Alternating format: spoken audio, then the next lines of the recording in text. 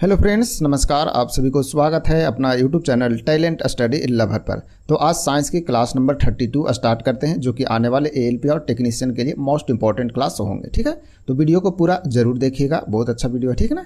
चलिए, तो आज की क्लास शुरू करते हैं। इससे पहले आपको बता दें कि इस क्लास की पीडीएफ आपको टेलीग्राम पर प्रोवाइड करा दिया जाता है। ठीक है, तो टेलीग्राम से आप पीडीएफ डाउनलोड कर लीजिएगा और रिवीजन करते रहेंगे। ठीक है, और टेलीग्राम का लिंक आपको वीडियो के नीचे डिस्क्रिप्शन बॉक्स में मिल जाएंगे। ठीक है, तो चलिए शुरू करते हैं आज की क्लास। ठीक है, चलिए, तो सबसे पहला क्वेश्चन है आपको। सबसे पहला क्वेश्चन है, ध्वनि की चाल अधिकतम किस में होती है, ये बताना है। तो ध्वनि की चाल सबसे अधिकतम किस में होते हैं, तो ये इस्पात में होते हैं। ठीक है ना, यानी कि सबसे ज़्यादा होता है ना, ठोस होता है, फिर द्रव्य होता है और फिर गैस होता है। ठीक है ना, तो ध्वनि का चाल जो होता है वो सबसे ज़्यादा ठोस में यानी कि इस्पात में, फिर द्रव्य, फिर गैस में होते हैं। ठीक है, चलिए आगे है, सोनार अधिकांशतः किसके द्वारा प्रयोग में लाया जाता है, ये बताना है। तो सोनार जो है अधिकांशतः किसके द्वारा प्रयोग में लाया जाता है। इसका राइट आंसर है आपका नौ संचालक के द्वारा। किसके द्वारा? नौ संचालक के द्वारा सबसे अधिक लाया जाता है। किसके प्रयोग में लाया जाता है? सोनार का। चलिए नेक्स्ट है, संतान के निर्धारण के लिए किनका गुणसूत्र उत्तरदायी होते हैं, ये बताना है। तो संतान के निर्धारण के लिए पुरुष का गुणसूत्र जो होता है वो क्या रहता है? उत्तरदायी रहता है मुख्य रूप से। नेक्स्ट है, महासागर में डूबी हुई वस्तुओं की स्थिति जानने के लिए किस यंत्र का प्रयोग किया जाता है। तो इसका राइट आंसर आपको सोनार। किसका प्रयोग होता है? सोनार का प्रयोग होता है। यदि महासागर में कोई वस्तु डूब जाती है या गुम जाती है तो उसकी स्थिति जानने के लिए सोनार का प्रयोग किया जाता है। चलिए आगे है, मस्तिष्क संबंधी बीमारियों का निरूपण किसके द्वारा किया जाता है। तो ईईजी के द्वारा किया जाता है। किसके द्वारा? ईईजी के द्वारा मस्तिष्क से संबंधी को बीमारी जो है ना उसे पता लगाने में काम किया जाता है। चलिए बढ़ते हैं आगे। नेक्स्ट क्वेश्चन देखते हैं। नेक्स्ट है, शरीर में ऑक्सीजन आपूर्ति, ठीक है ना, ऑक्सीजन की आपूर्ति या पूर्ति किसके माध्यम से होती है, ये बताना है।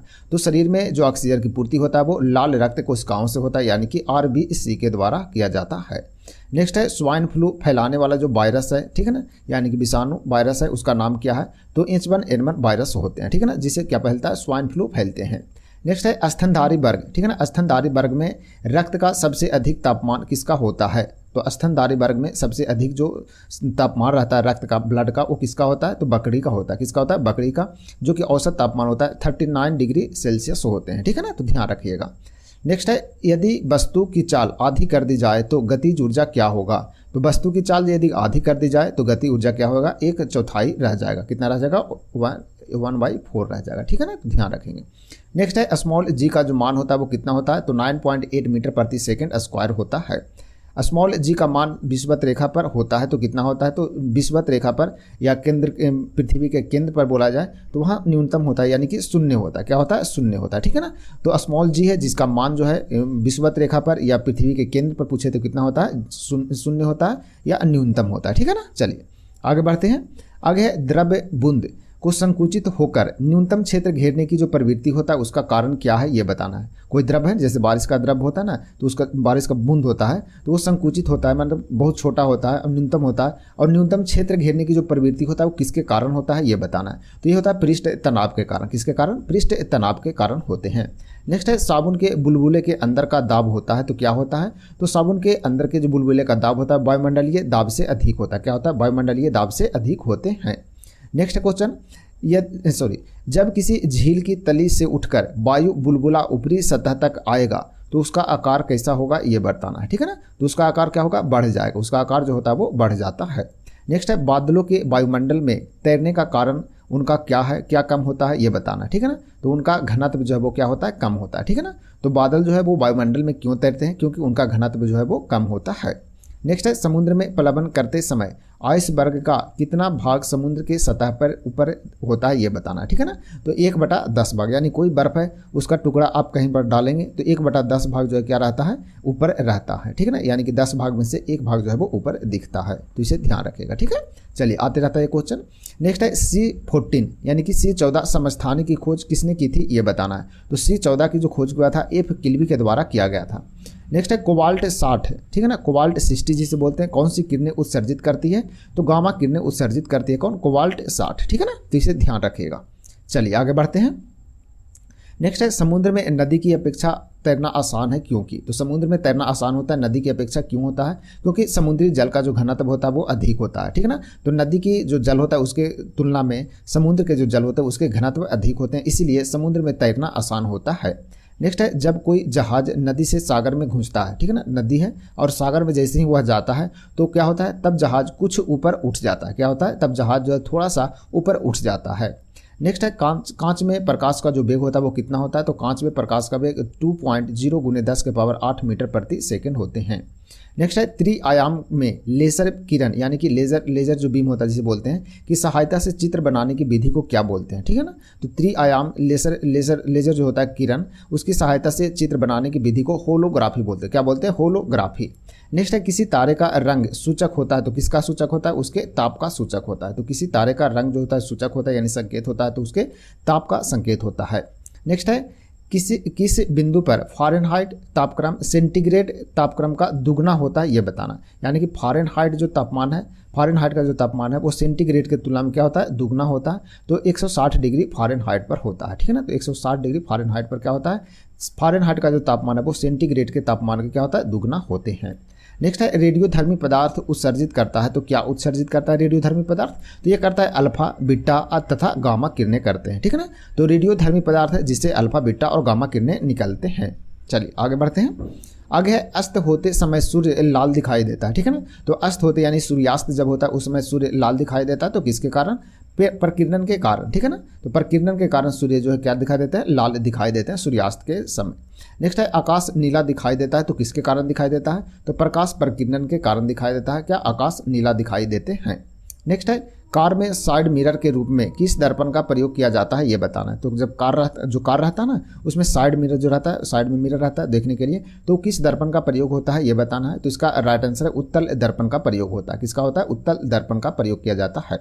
नेक्स्ट है मृग तृष्णा उदाहरण है, तो मृग तृष्णा जो है उदाहरण किसका है, तो पूर्ण आंतरिक परावर्तन का उदाहरण है, ठीक है ना। तो मृग तृष्णा जो किसका उदाहरण है, तो पूर्ण आंतरिक परावर्तन का होता है। नेक्स्ट है धूप के जो चश्मे होते हैं उसकी पावर क्या होती है ये बताना है। तो धूप के जो चश्मे बनाए जाते हैं या फिर जो व्यक्ति पहनता है धूप के चश्मे, उसे उसका पावर जो होता है वो 0 डायोप्टर होता है। कितना होता है, 0 डायोप्टर होते हैं। नेक्स्ट है अति चालक का लक्षण है, तो क्या इसका लक्षण है, तो अनंत पारगम्यता, ठीक है ना। तो अति चालक होता है उसके लक्षण क्या है, तो अनंत पारगम्यता इसका लक्षण होते हैं। नेक्स्ट है बुलेट प्रूफ वस्तुओं के निर्माण में कौन सा बहुलक प्रयुक्त होता है ये बताना। तो बुलेट प्रूफ वस्तुओं के निर्माण में कौन सा बहुलक जो है वो प्रयोग किया जाता है, तो पॉलीकार्बोनेट्स का प्रयोग करते हैं। किसका करते हैं, पॉलीकार्बोनेट्स का प्रयोग करते हैं, ठीक है। चलिए बढ़ते हैं आगे। नेक्स्ट है थर्मोस्टेट का प्रयोजन क्या है ये बताना है। तो थर्मोस्टेट का जो प्रयोजन है वो क्या है, तो तापमान को अस्थिर रखना। क्या है, तापमान को अस्थिर रखना, ठीक है। नेक्स्ट है रेफ्रिजरेटर में खाद्य पदार्थ ताज़ा रखने हेतु सुरक्षित तापमान होता है, तो कितना होता है ये बताना है। तो 4 डिग्री सेंटीग्रेड होते हैं। नेक्स्ट है तेज हवा वाली रात में ओस नहीं बनती है, क्योंकि बाष्पीकरण की दर जो है वो तेज होती है। क्या होती है, बाष्पीकरण की जो दर होती है वो तेज होती है, इसीलिए तेज हवा वाली रात में ओस नहीं बनती है। नेक्स्ट है जब दो लोग आपस में साधारण बातचीत करते हैं तो लगभग कितने डेसिबल ध्वनि उत्पन्न होते हैं ये बताना है, ठीक है। तो दो व्यक्ति जब साधारण बातचीत करते हैं, नॉर्मल बातचीत होते रहता है, तो 30 से 40 डिग्री डेसिबल का क्या होता है, ध्वनि का उत्पन्न होता है वहाँ पर, ठीक है ना। यदि कोई दो व्यक्ति नॉर्मल बात कर रहा है, ठीक है ना, तो वहाँ पर जो ध्वनि है वो 30 से 40 डेसिबल के बीच उत्पन्न होते हैं। नेक्स्ट है जब दो लोग जोर से बातचीत कर रहे हैं, मतलब चिल्ला करके बात करते हैं, तो लगभग कितने डेसिबल ध्वनि उत्पन्न होते हैं। तो जब जोर से बात करते हैं दो व्यक्ति तो 50 से 60 डेसिबल के बीच क्या होता है, ध्वनि उत्पन्न होते हैं। दोनों ध्यान रखेंगे, ठीक है। चलिए आगे है क्रिस्टल की संरचना जानने के लिए प्रयोग में लाया जाता है, तो किसका प्रयोग को लाते हैं, तो दृश्य प्रकाश को लाते हैं, ठीक है ना। तो क्रिस्टल की संरचना जानने में किसका प्रयोग करते हैं, तो दृश्य प्रकाश को करते हैं। नेक्स्ट है ऑप्टिकल फाइबर किस सिद्धांत पर कार्य करता है, तो ऑप्टिकल फाइबर जो वो पूर्ण आंतरिक परावर्तन के सिद्धांत पर कार्य करता है। चलिए आगे बढ़ते हैं। नेक्स्ट है टेलीविजन के दूरस्थ नियंत्रण में किस प्रकार की प्रकाश तरंगों का उपयोग होता है, तो ये होता है अवरक्त किरण की। किसका होता है, अवरक्त तरंगों का प्रयोग करते हैं, ठीक है ना। तो अवरक्त तरंग का प्रयोग होता है टेलीविजन के दूरस्थ नियंत्रण के लिए। किस प्रकाश के किस तरंग का प्रयोग करते हैं, तो अवरक्त तरंग का प्रयोग होता है। नेक्स्ट है घड़ी में स्फटिक, ठीक है ना, क्रिस्टल का कार्य किस पर आधारित होता है ये बताना है। तो ये होता है दाब विद्युत प्रभाव पर। किस पर होता है, दाब विद्युत प्रभाव पर होता है। नेक्स्ट है एक सूखी सेल, ठीक है ना, जो सूखा सेल रहता है ना उसमें कौन सी ऊर्जा पाई जाती है ये बताना है। तो इसमें रहता है रासायनिक ऊर्जा रहता है। जो एक सूखी सेल रहती है, बैटरी रहता है, उसमें क्या रहता है, सेल का मतलब बैटरी होता है, ठीक है ना। ठीक, तो सूखी सेल जो होता है उसमें कौन सी ऊर्जा पाई जाती है, तो रासायनिक ऊर्जा पाया जाता है। नेक्स्ट है एक कार बैटरी में प्रयुक्त विद्युत अपघटय होता है तो क्या होता है? सल्फ्यूरिक अम्ल होता है। क्या होता है? सल्फ्यूरिक अम्ल होते हैं। नेक्स्ट है टंगस्टन की खोज किसने किया था, ये बताना है। तो विल्हम सीले, साथ में थे टर्बर्न बर्गमैन जो कि 1781 में किए थे। नेक्स्ट है गैस ईजन की खोज किसके द्वारा किया गया था? तो गैस ईजन की खोज जो है वो डेमलर के द्वारा किया गया था। किसके द्वारा? डेमलर के द्वारा। नेक्स्ट है लेजर, ठीक है ना। लेजर का पूर्ण रूप होता है तो क्या होता है? लाइट, सॉरी, इसका लेजर का जो पूर्ण रूप होता है वो क्या होता है? तो लाइट एम्प्लीफिकेशन बाई स्टिमुलेटेड, ठीक है ना, एनिमेशन ऑफ रेडिएशन, ठीक है ना। तो ये ध्यान रखिएगा, थोड़ा सा इसे एक दो बार रिवीजन जरूर कीजिएगा, ठीक है ना। तो लेजर का पूर्ण रूप होता है। चलिए आगे बढ़ते हैं। नेक्स्ट है हैलोजन लैंप का तंतु किस मिश्र धातु का बना होता है, ये बताना है। तो हैलोजन लैंप के जो तंतु होते हैं वो किस मिश्र धातु का होता है? तो ये होता है टंगस्टन और उसके साथ में सोडियम का होता है, यानी कि टंगस्टन और सोडियम का मिश्र धातु होते हैं। नेक्स्ट है मानव शरीर शुष्क के विद्युत प्रतिरोध का जो परिमाण की कोटि है वो क्या है? तो 10 के पावर 6 ओम होते हैं। क्या होता है? 10 के पावर 6 ओम होते हैं। नेक्स्ट है सामान्यतः ट्यूबलाइट में कौन सी गैस प्रयोग होता है, यानी यूज किया जाता है? तो आर्गन के साथ मरकरी वेपर का प्रयोग करते हैं। किसका करते हैं? आर्गन के साथ मरकरी वेपर का। नेक्स्ट है फ्लोरोसेंट ट्यूब यानी कि प्रतिदीप्ति बल्ब, ठीक है ना। फ्लोरोसेंट ट्यूब यानी कि प्रतिदीप्ति बल्ब में कौन सी गैस भरी जाती है? तो मर्क्यूरिक ऑक्साइड और नियॉन भरा जाता है। क्या भरा जाता है? तो प्रतिदीप्ति बल्ब होता है, यानी कि फ्लोरोसेंट ट्यूब होता है, उसमें मर्क्यूरिक ऑक्साइड और नियॉन गैस का प्रयोग किया जाता है। नेक्स्ट है प्रत्यावर्ती धारा को दिष्ट धारा में परिवर्तित करने वाली जो युक्ति है उसे क्या बोलते हैं? तो उसे रेक्टिफायर बोलते हैं। क्या बोलते हैं? रेक्टिफायर। नेक्स्ट है रडार का आविष्कार किसके द्वारा किया गया था? रॉबर्ट बाटसन के द्वारा, ठीक है ना। एक बाटसन थे ना, ऑस्ट्रेलिया के प्लेयर, ठीक है ना। तो उन पर याद रखेगा कि रडार का आविष्कार किसके द्वारा किया गया था? तो रॉबर्ट बाटसन के द्वारा, ठीक है ना। तो बाटसन के रडार में जब आता था बॉल तो सीधा छे जाते थे, ठीक है। चलिए आगे हैं। परमाणवीय नाभिक को किसने खोजा था? तो परमाणवीय नाभिक है उसकी खोज रदरफोर्ड के द्वारा किया गया था। किसके द्वारा? रदरफोर्ड के द्वारा किया गया। नेक्स्ट है दिष्ट धारा का डायरेक्ट करंट यानी कि डीसी को प्रत्यावर्ती धारा यानी कि अल्टरनेटिव करंट जिसे एसी बोलते हैं में परिवर्तित करने वाली युक्ति को क्या बोलते हैं? तो उसे इन्वर्टर बोलते हैं, ठीक है ना। यानी कि डीसी को एसी में बदलने वाली जो युक्ति है उसे इन्वर्टर बोलते हैं, ठीक है ना। चलिए आगे। सूर्य में ऊर्जा का स्रोत क्या होता है? तो नाभिकीय संलयन होता है। नेक्स्ट है परमाणु रिएक्टर क्या है? तो आणविक भट्ठी है। क्या है? परमाणु रिएक्टर एक आणविक भट्ठी है। नेक्स्ट है पायरोमीटर का उपयोग किया जाता है, यानी प्रयोग होता है। तो अत्यधिक उच्च ताप मापने में पायरोमीटर का प्रयोग किया जाता है। नेक्स्ट है आर्सेनिक 74 रेडियो एक्टिव का प्रयोग किया जाता है। तो किस में प्रयोग करते हैं? ट्यूमर के इलाज में किया जाता है। आर्सेनिक 74 रेडियो एक्टिव का प्रयोग किया जाता है। नेक्स्ट है न्यूट्रिनो, ठीक है ना। न्यूट्रिनो की खोज किसके द्वारा किया गया था? तो पाउली के द्वारा किया गया था 1930 ईस्वी में, ठीक है ना। तो न्यूट्रॉन नहीं, न्यूट्रिनो की जो खोज है वो पाउली के द्वारा किया गया था 1930 ईस्वी में, ध्यान रखेंगे। नेक्स्ट है हीलियम के नाभिक में होते हैं तो 2 प्रोटॉन होते हैं और 2 न्यूट्रॉन होते हैं। किसमें? हीलियम के नाभिक में होते हैं। तो हीलियम के नाभिक में क्या होते हैं? 2 प्रोटॉन और 2 न्यूट्रॉन होते हैं, ठीक है। चलिए आगे बढ़ते हैं। आगे आंतों के रोगी के निदान में किरणों का उपयोग किया जाता है। तो आंत के जो रोगी रहते हैं उसके निदान के लिए किस किरण का प्रयोग करते हैं? तो एक्स किरण का प्रयोग किया जाता है। किसका होता है? एक्स किरण का प्रयोग किया जाता है। आगे है भारत में प्रचुर मात्रा में उपलब्ध महत्वपूर्ण नाभिकीय ईंधन है जिसका नाम है थोरियम। क्या है? उसका नाम थोरियम है। तो भारत में प्रचुर मात्रा में उपलब्ध महत्वपूर्ण नाभिकीय ईंधन है जिसका नाम थोरियम है। नेक्स्ट है थोरियम का मुख्य स्रोत है तो कौन है? तो थोरियम किससे प्राप्त होता है? तो मोनाजाइट से। किससे होता है? मोनाजाइट से।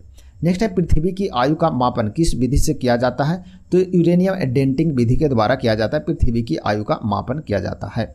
नेक्स्ट है जीवाश्मों, जैसे कि हो गया कि जीवाश्मों या फिर मृत पेड़ पौधे का आयु निर्धारण के लिए किसका प्रयोग किया जाता है? किसको उपयोग करते हैं? तो समस्थानिक C14 का प्रयोग करते हैं, ठीक है ना। तो समस्थानिक 14 यानी कि कार्बन 14 का प्रयोग करते हैं। जीवाश्म का मृत पेड़ पौधे होते हैं ना, उसके आयु को निर्धारण करने में। नेक्स्ट है सबसे भारी प्राकृतिक तत्व कौन है? तो यूरेनियम है। तो सबसे भारी प्राकृतिक तत्व बोल रहा है, ठीक है ना, तो यूरेनियम है। नेक्स्ट है स्टील की कठोरता प्रदान करने के लिए बढ़ाई जाती है। तो क्या उसमें मात्रा बढ़ाते हैं? तो क्रोमियम की मात्रा को बढ़ाया जाता है स्टील की कठोरता लाने के लिए।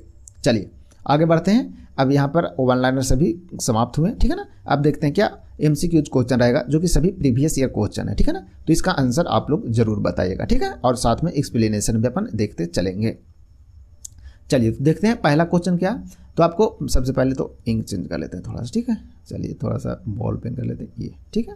चलिए आगे है मनुष्य को रोटी चबाने पर मीठा क्यों लगता है ये बताना है। तो जब मनुष्य रोटी चबाते, जब हम लोग खाना खाते हैं तो रोटी चबाते तो थोड़ा सा मीठा टाइप की लगता है, तो वो क्यों लगता है ये बताना है, ठीक है। चलिए तो इसका राइट आंसर क्या होगा? तो इसका राइट आंसर आपका ऑप्शन ए, ऑप्शन ए यानी कि कार्बोहाइड्रेट शक्कर में परिवर्तित हो जाता है। जो कार्बोहाइड्रेट पाए जाते हैं उसमें, रोटी में या फिर चावल भी खाएंगे तो वो भी थोड़ा सा मीठा लगता है, तो उसमें कार्बोहाइड्रेट पाया जाता है जो कि शक्कर में क्या हो जाता है, परिवर्तित हो जाते हैं। चलिए इंपॉर्टेंट पॉइंट देख लेते हैं। मुंह में रोटी चबाते समय लार ग्रंथियों से लार का स्राव होता है, ठीक है ना। लार ग्रंथि से क्या होता है? लार का स्राव होता है यानी कि निकलता है। स्रावित लार यानी कि निकलने वाले जो लार होते हैं उसमें कार्बोहाइड्रेट है ना, कार्बोहाइड्रेट पाचक एंजाइम टाइलिन जिसे बोलते हैं, वो क्या रहते हैं? मौजूद रहते हैं उसमें, ठीक है ना। जो रोटी को उपस्थित कार्बोहाइड्रेट है, जो रोटी में उपस्थित कार्बोहाइड्रेट रहते हैं उसको माल्टोज में क्या करते हैं? वो बदल देते हैं यानी कि चेंज कर देते हैं। माल्टोज शर्करा होने के कारण मीठी होती है। क्या होता है? माल्टोज शर्करा होने के कारण क्या होती है? मीठी होती है, जिससे चबाने के बाद रोटी का जो स्वाद है वो क्या लगता है? मीठा लगता है यानी कि मीठापन लगता है। चलिए आगे बढ़ते हैं। नेक्स्ट है क्वेश्चन नंबर 2। देखिए बोल रहा है क्वेश्चन नंबर 2 है, मानव शरीर में आहार यानी कि भोजन मुख्यतः डैश में पचता है, ठीक है ना। तो कहाँ पचता है ये बताना है, ठीक है। चलिए तो इसका राइट आंसर क्या होगा? तो इसका राइट आंसर आपका ऑप्शन बी, ऑप्शन बी यानी कि छोटी आंत में यह क्या होता है? पचता है। चलिए इंपॉर्टेंट पॉइंट देख लेते हैं। मानव शरीर में आहार यानी कि भोजन मुख्यतः छोटी आंत में पचता है। छोटी आंत की दीवारों से आंतरिक रस निकलता है। क्या निकलता है? आंतरिक रस निकलता है। और यह जो रस होता है वो क्या होता है? यानी कि आंतरिक रस जो रहता है वो एल्काइन होता है यानी कि क्षारीय होते हैं, ठीक है ना। तो इसे ध्यान रखिएगा।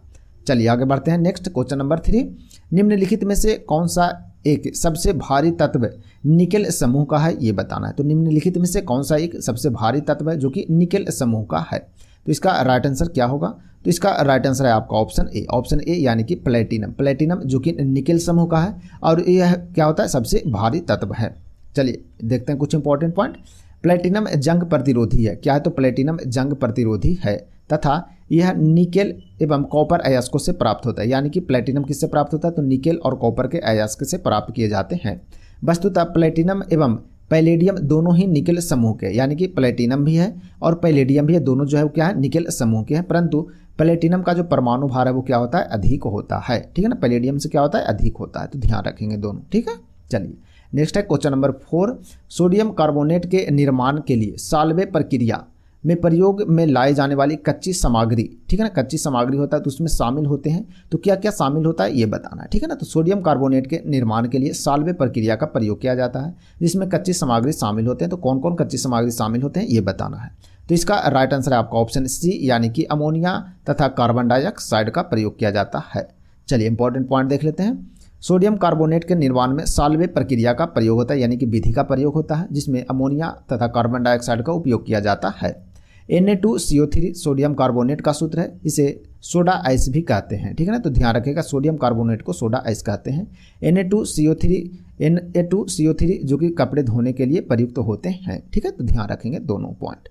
चलिए नेक्स्ट है क्वेश्चन नंबर 5, एक व्यक्ति केक पकाता है, केक छोटे आकार का सख्त बनता है, ठीक है ना। यह कौन सा संघटक डालना भूल गया है, ठीक है ना, जिसके कारण केक फूलता व हल्का बनता, ठीक है ना। तो कौन सा, जैसे कि कहने का मतलब है कि एक व्यक्ति केक बनाता है तो केक बनाते समय छोटे आकार का वह सख्त बनता है, ठीक है ना, यानी कि हार्ड बनता है। तो वह कौन सा पदार्थ यानी कौन सा संघटक उसमें डालना भूल गया है जिससे कि केक ना ही फूला और हल्का भी नहीं बना, ठीक है ना। तो कौन सा पदार्थ इसमें डालता यानी कि कौन सा संघटक इसमें से डालता ऑप्शन से, ताकि जो केक है वो फूल भी जाता और हल्का भी बनता। क्वेश्चन करने का मतलब ये है, ठीक है ना। तो क्वेश्चन समझ गए तो इसका आंसर जरूर बताइएगा, ठीक है। चलिए तो इसका राइट आंसर है, इसका राइट आंसर ऑप्शन बी यानी कि बेकिंग सोडा, ठीक है ना।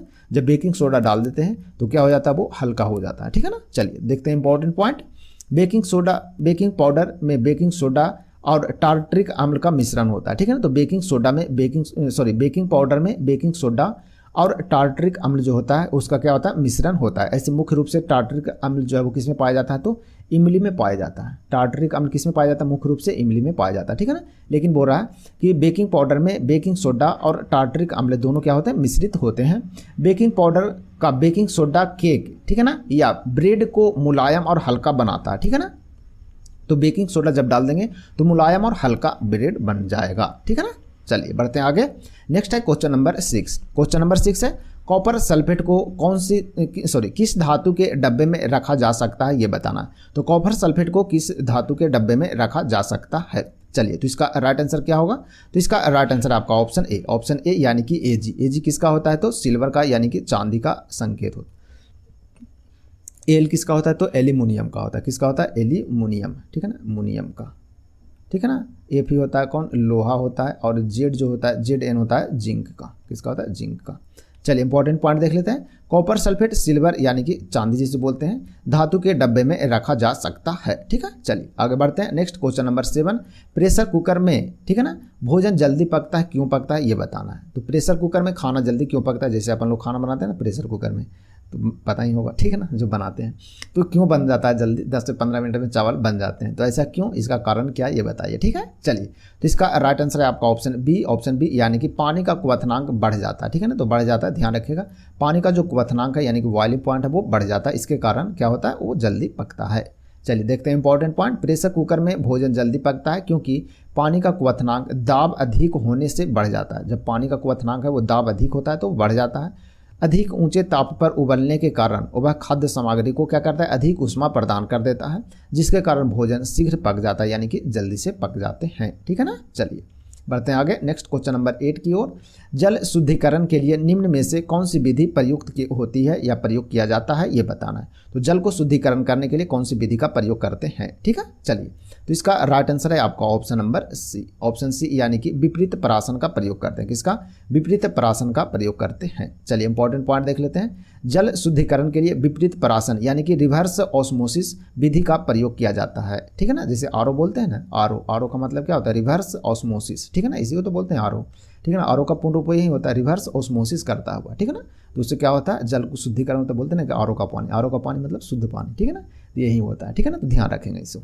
चलिए आगे बढ़ते हैं। नेक्स्ट है क्वेश्चन नंबर 9। क्वेश्चन नंबर 9 है थर्मस फ्लास्क में रखा गर्म द्रव्य किस प्रक्रिया से सुरक्षित रहने के कारण गर्म बना रहता है ये बताना है, ठीक है ना। तो थर्मस फ्लास्क रहता है जिसमें अपन लोग पानी रखते हैं ना, कि पानी उसमें गर्म रहे या ठंडा रहे जो भी हो, ठीक है ना। तो गर्म रखने के लिए गर्म रखते हैं थर्मस फ्लास्क में पानी, तो वह किस प्रक्रिया से सुरक्षित रहने के साथ साथ गर्म भी बना रहता है तो ये बताना है, ठीक है। चलिए तो इसका राइट आंसर क्या होगा ये बताना है। चलिए तो इसका राइट आंसर आपका ऑप्शन डी यानी कि चालन, संवहन और विकिरण तीनों विधि का प्रयोग होता है उसमें। इसीलिए क्या रहता है वो, जैसे थर्मस फ्लास्क में पानी अपन ठंडी के दिन में सुनते हैं गर्म पानी रहे मेरे पास, तो उसमें डाल देते हैं गर्म करके, तो वो तीनों विधि उसमें यूज होता है, इसीलिए वो क्या रहता है, वो सुरक्षित के साथ साथ गर्म भी रहता है। चलिए इंपॉर्टेंट पॉइंट देख लेते हैं। उष्मा ऊर्जा का क्षरण 3 प्रक्रियाओं से होता है, ठीक है ना। तो उष्मा जो ऊर्जा है उसका क्षरण यानी कि खपत जो है वो 3 प्रक्रिया से होता है, जैसे चालन, संवहन और विकिरण के द्वारा होता है। थर्मस फ्लास्क इन 3 प्रक्रियाओं से उष्मा ऊर्जा को के क्षरण को क्या करता है, रोकता है, ठीक है ना। अतः थर्मस फ्लास्क में रखा गया गर्म द्रव्य सुरक्षित गर्म बना रहता है, ठीक है ना, तो इसे ध्यान रखिएगा। चलिए बढ़ते हैं आगे। नेक्स्ट है क्वेश्चन नंबर 10। क्वेश्चन नंबर 10 है मनुष्य का सामान्य तापक्रम लगभग होता है। तो मनुष्य का सामान्य जो तापक्रम होता है वो लगभग कितना होता है ये बताना है, ठीक है। चलिए तो इसका राइट आंसर है आपका ऑप्शन ए यानी कि 98 डिग्री फ़ारेनहाइट होता है, ठीक है ना। चलिए तो इसको कुछ इंपॉर्टेंट पॉइंट देख लेते हैं। मनुष्य एक समतापी प्राणी है, इसे याद रखिएगा, ठीक है ना। मनुष्य एक समतापी प्राणी है, कभी कभी ऑप्शन में आ जाएगा निम्न में से कौन समतापी है, तो मनुष्य समतापी में आते हैं, ठीक है ना।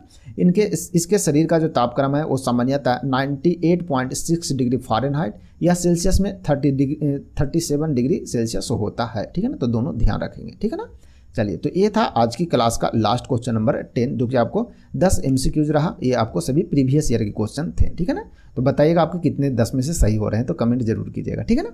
चलिए तो आज की क्लास यहीं समाप्त करते हैं, मिलते हैं फिर से नए क्लास में, तब तक के लिए आप सभी को धन्यवाद।